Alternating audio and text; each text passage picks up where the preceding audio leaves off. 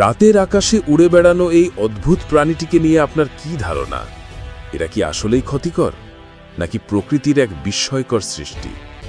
এরা আসলে স্তন্যপায়ী প্রাণী।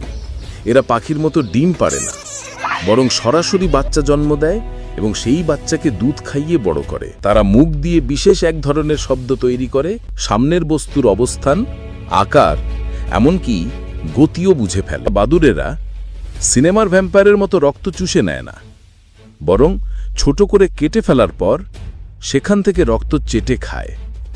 বেশিরভাগ বাদুড়ের প্রধান খাবার হলো পোকামাকড়। অনেক প্রজাতির বাদুড় আবার ফল ও ফুলের মিষ্টি রস খেয়ে জীবন ধারণ করে। বাদুড়রা খুব সামাজিক প্রাণী। তারা বিশাল কলোনি বা দল তৈরি করে একসঙ্গে বাস করে, যেখানে সদস্য সংখ্যা লক্ষ লক্ষ হতে পারে। দিনের বেলায় বিশ্রামের সময় তারা শিকারী প্রাণীর নাগাল থেকে বাঁচতে গাছের ডালে বা গুহার ছাদে উল্টো হয়ে ঝুলে থাকে। ৩০ বছরেরও বেশি বাঁচতে পারে। স্থান ধ্বংস আর ভুল ধারণার কারণে বিশ্বজুড়ে এদের সংখ্যা আশঙ্কাজনকভাবে কমে যাচ্ছে।